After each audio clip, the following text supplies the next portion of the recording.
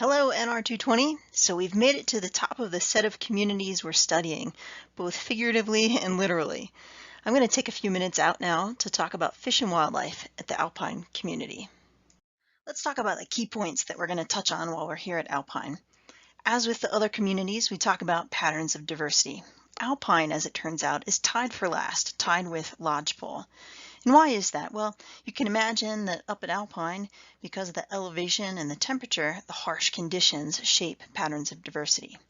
And so it's not surprising that then we'll talk about adaptations for harsh conditions at Alpine. We'll talk about some physiological adaptations, structural adaptations, behavioral and life history adaptations that critters have for dealing with the conditions that they find at Alpine.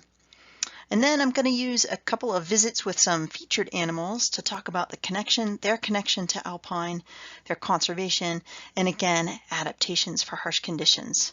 And this includes Boreal Toad, Whitetailed Parmegan, American Pika, and Yellowbellied Marmot.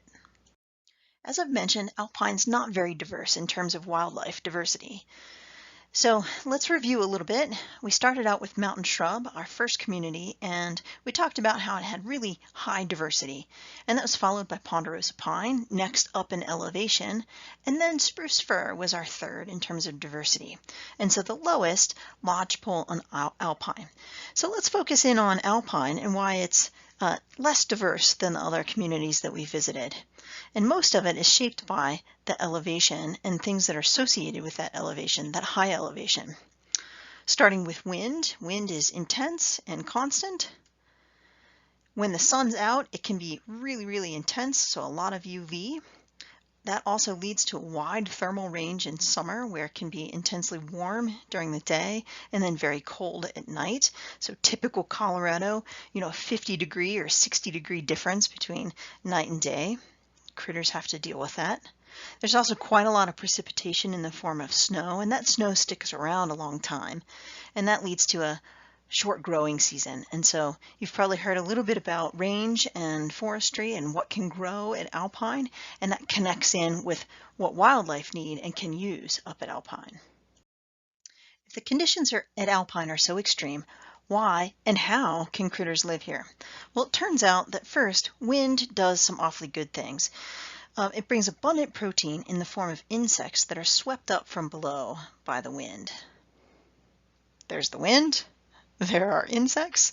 The wind also keeps those slopes open, and so we see parts where there's not a lot of wind, there's a lot of snow, but other places where there's some wind, it opens up and so the vegetation can grow.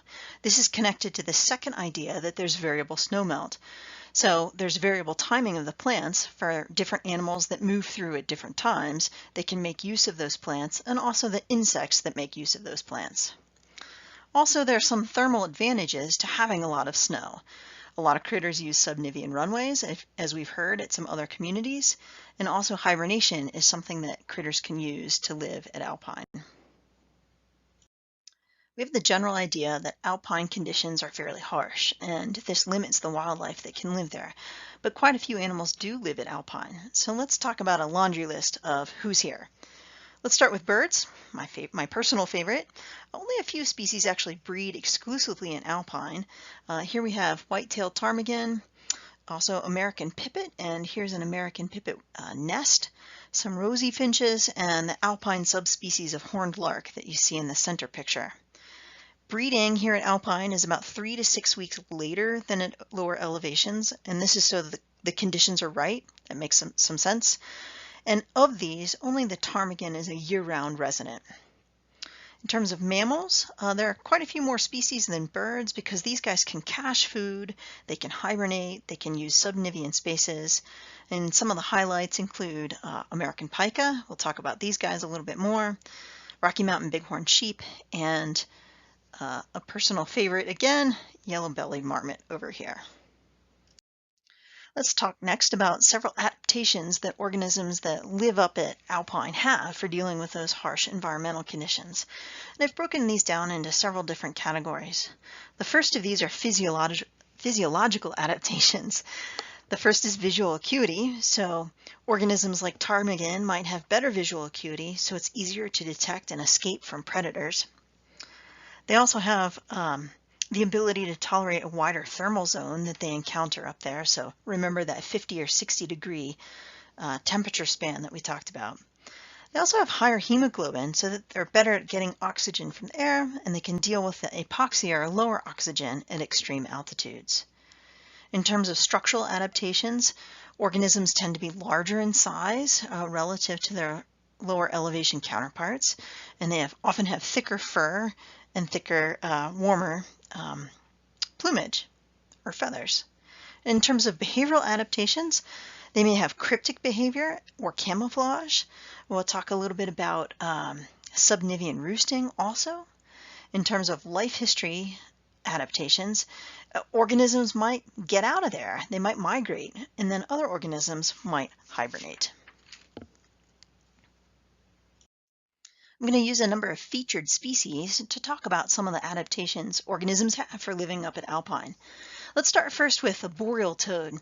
As you might remember from week 1, boreal toads have suffered steep population declines in large part because of BD, or the chytrid fungus. And in fact, here in Colorado, the boreal toad is considered the state endangered amphibian. They occur between 8,000 and 12,000 feet in elevation, and so you see here in this map, these gray areas are ponds or lakes where these guys actually breed. And they have several adaptations. You can imagine, being a really teeny tiny toad, they need to have adaptations for dealing with the conditions at that kind of elevation. So they'll find a hibernaculum, or a place to overwinter that doesn't freeze. And when they do hibernate, they spend about half of their lives in hibernation. Also, when they occur higher up, where the conditions are a little bit harsher, they'll take longer to reach maturity. And so some organisms that go from egg to tadpole to adult in the same season, they may actually take 2 seasons to fully metamorphose into breeding adults. Next, let's talk about the white-tailed ptarmigan, the only year-round resident bird at Alpine. These guys are herbivorous. In winter, they'll eat willow buds and twigs. In summer, they'll diversify a little bit and eat leaves and some flowers. They have 2 adaptations that I want to mention. The first is that they have camouflage, so in winter, their plumage is entirely white.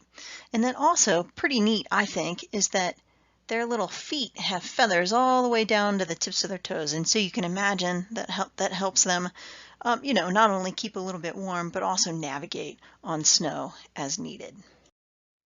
Let's talk next about American pika. These small lagomorphs are restricted to alpine and subalpine talus slopes, and so if you're curious about what a talus slope looks like, in this bottom picture here, this sort of jumble of rocks, imagine it going up and down a slope. That's a talus slope. What's interesting about American pika is that they have a shrinking range due to climate change. And you can imagine that if they're restricted to alpine and subalpine, as the climate changes and the overall temperatures warm, that range shrinks upward. So eventually they may run out of appropriate habitat. A few adaptations I'd like to mention. The first is haymaking, where they clip vegetation and carry it in pretty large mouthfuls, and so this top panel shows this pretty well, to shelters and rocks, and then they lay it out for drying, and then they use these hay piles for food during the winter. They also use the talus slopes as cover, as winter cover, and have a bunch of runways and little nooks and crannies under those talus slopes. They can also make a pretty high peeping sound, and you may be looking at the pika but feel like the noise that they're making is coming from behind you, and that's called ventriloquism. And then also I'll remind you about cecotropes, which are those first fecal pellets. They're not really feces, they're cecotropes, and like the other lagomorphs, they will re-ingest these cecotropes so that they can get as much nutrient from the vegetation that they eat as possible. Our final featured species up here at Alpine is the yellow-bellied marmot. Marmots are found on rocky outcrops like pictured here, as long as there are nearby foraging spots. They're diurnal herbivores, so they'll spend part of their daytime foraging for vegetation. Occasionally you'll hear marmots be referred to as rock chucks or whistle pigs because of a high-pitched whistle that they'll make. And this is related to one of the 2 adaptations that I want to talk about briefly. And that's that marmots live in large social groups.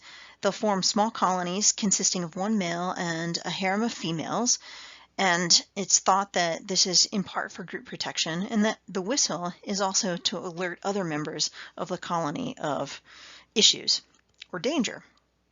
Also, marmots are true hibernators. They can spend up to 8 months, if you can believe it, in hibernation. And you'll recall when we talked about bears that their torpor or dormancy means that their body temperature drops a little bit, but not all the way down to ambient. Whereas marmots, their body temperature does drop to pretty close to ambient when they're in hibernation. Well, everyone, we've made it to the end of Alpine. Thanks for hanging in there. To recap, here at Alpine, relative to the other communities that we visited during NR220, wildlife are found with lower diversity, and this is in large part because of the harsh conditions that they encounter at this higher elevation. But remember too that Alpine's an important migration and foraging corridor, particularly in late summer when lower elevations are dried out and there's not a lot of forage for wildlife to take advantage of. Also, organisms at Alpine have a number of adaptations for dealing with those winter and harsh conditions. Thanks again, everyone, for hanging in there, and I hope you've enjoyed NR220 in this interesting and new format, and take good care.